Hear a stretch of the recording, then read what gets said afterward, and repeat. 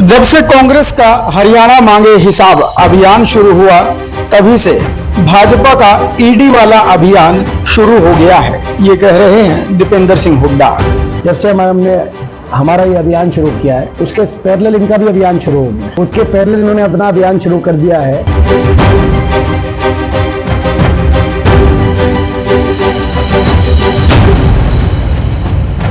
और विपक्ष के नेताओं को निशाने पे लिया जा रहा है, कांग्रेस के नेताओं को निशाने पे लिया जा रहा है। विधानसभा चुनाव में भाजपा हार रही है, ये भी कह रहे हैं दीपेंद्र सिंह हुड्डा।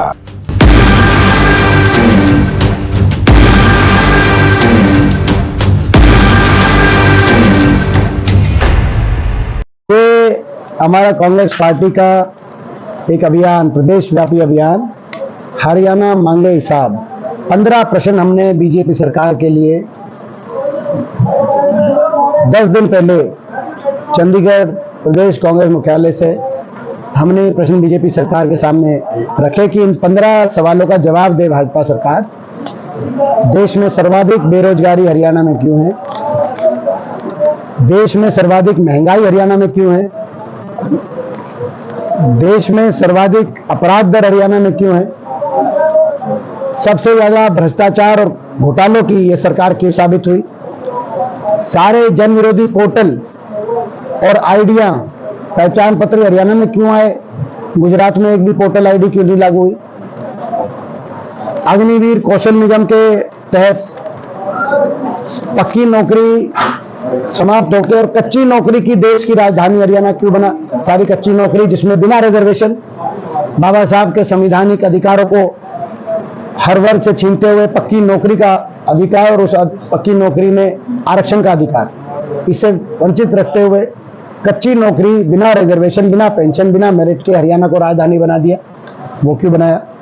भाजपा काल क्यों किसान का काल बन गया? 750 किसानों की जान गई।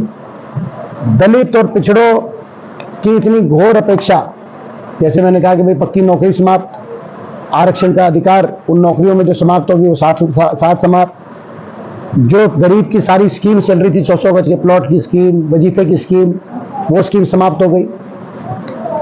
खेलों में नंबर 1 हरियाणा, आज नशे में नंबर 1 हरियाणा क्यों बन गया? ये सारे, और हर वर्ग को सड़क पे क्यों आना पड़ा? आपने देखा कोई ऐसा वर्ग नहीं जो सड़क पे ना आए। स्कूलों के बच्चों तक को 5000 स्कूल मर्ज और बंद हो गए। स्कूली बच्चों को, पहली दूसरी तीसरी क्लास के बच्चों को धरना देना पड़े तो किसी भी जन विरोधी सरकार का भी दिल पिघल सकता है, लेकिन इनका नहीं पिघला।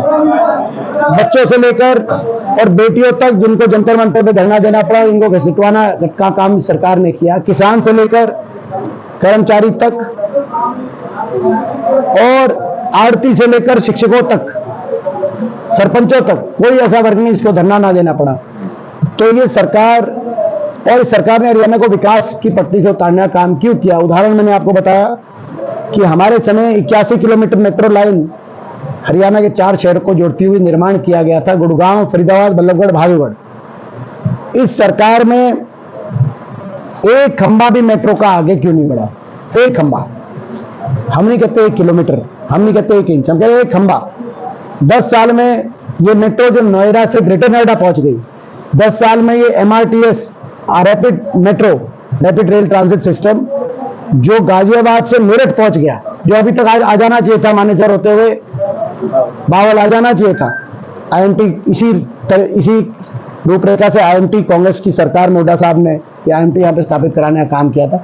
ये मेट्रो का एक खंभा भी, ये उदाहरण है, विकास की पटरी से उतर गया हरियाणा।